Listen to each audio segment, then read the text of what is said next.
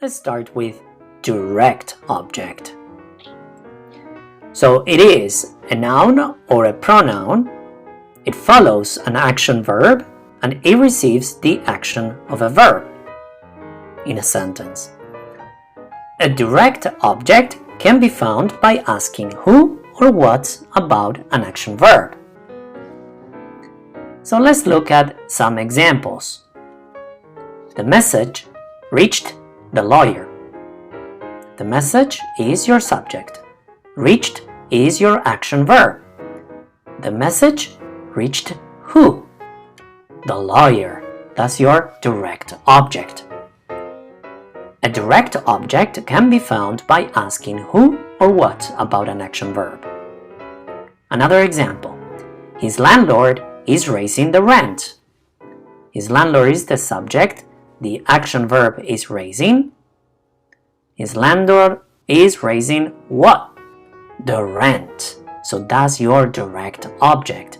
Again, a direct object can be found by asking who or what about an action verb. Next example. Marty and Carol served pie and ice cream for dessert.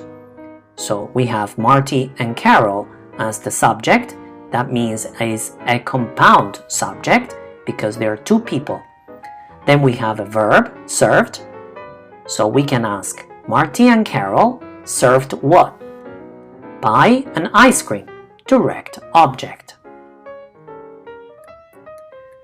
So, a direct object is never an adverb or the object of a preposition. Just like these examples. Joanne walked what?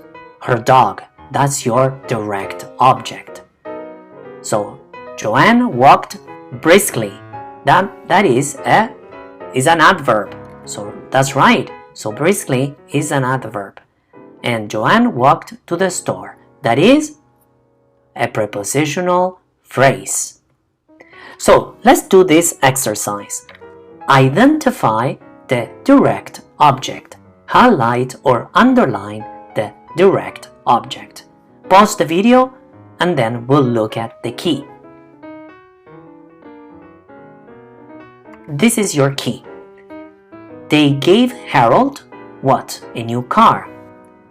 Miss Jones offered the girls what? A cake. My grandma always wishes me good luck. Luck is your direct object. I bought what? It for my sister. I'll get what? Them for you as soon as I can. He brought what? A bottle of wine to the party.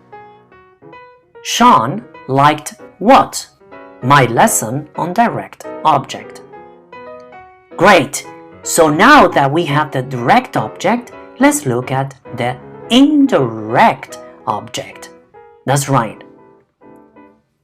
So it is a pronoun or a noun, tells to who or to what or for who or for what the action of the verb is done. Andy brought a flower. Okay, so we know that flower is direct object. But if I said Andy brought me a flower, then me is your indirect object. It would be the same as saying Andy brought a flower to me.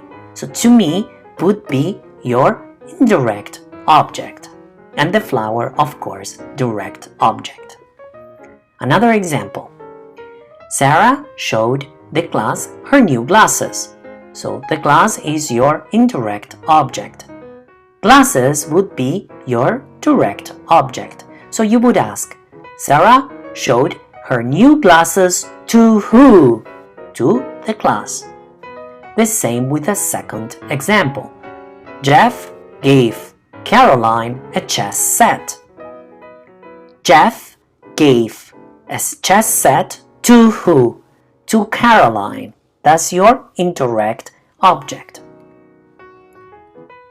Now, if the verbs read and write are only followed by the indirect object, a preposition must be used just like these examples. Please read to me. You can even say, read me the letter. So indirect object is me, direct object the letter. Or read the letter to me. And you can see there, to me is your indirect object. The letter is your direct object. Another example. She must write to her parents next weekend. She must write her parents an email, for example. So her parents is always indirect object. Direct object is email. Or you can even say she must write an email to her parents. To right there is to her parents is your indirect object. Please note, and here we have an important note. If there is an indirect object, there must be a direct object. However, and this is important here, you can have a direct object without an indirect object, just like the examples we already saw. Now, another important fact, only action verbs have indirect objects and direct objects. Only action verbs. Linking verbs do not have indirect objects or direct objects. Linking verbs are those like be, look, taste, smell, stand, turn, etc. One example of a linking verb would be Zachary is a silly boy. Here, the verb to be is a linking verb, is always a linking verb. Sometimes cannot be a linking verb, but that's another story. But in this case, is a linking verb. An action verb, with an action verb, the same sentence, we can say Zachary saw a silly boy. So the direct object here is boy. He saw what or who? A silly boy, right? Direct object. So another important fact about English grammar is that we have transitive and intransitive verbs. A transitive verb is an action verb with a direct object. Just like we saw, for example, saw, to see, right? Is an action verb and is a transitive verb, also called, because they take objects. An intransitive verb, instead, is an action verb with no direct object or a linking verb. Linking verbs are always intransitive verbs. That's the difference between transitive verb and intransitive verb. We'll have a lesson on this point of grammar. So let's do some exercise now. Identify the indirect object in the following sentences. So highlight or underline. Pause the video and then I'll show you the key. Okay, so this is your key. They gave Harold, indirect object, a new car. Miss Jones offered the girls, so the girls would be your indirect object. My grandma always wishes me, indirect object.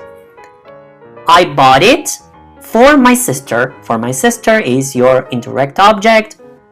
I'll get them for you. That would be your indirect object. Number 6, he brought them. Okay, them is your indirect object. And then we have a direct object, a bottle of wine, like we did before for the party. Now, number 7, Sean liked my lesson on direct object. So, liked what? My lesson. So that's your direct object. So here we don't have an indirect object. Do you know why? Well, I hope you know. So you can tell your teacher. If you don't, just write it under this video. I would like to know your answer for this number 7. why don't we have an indirect object in this sentence?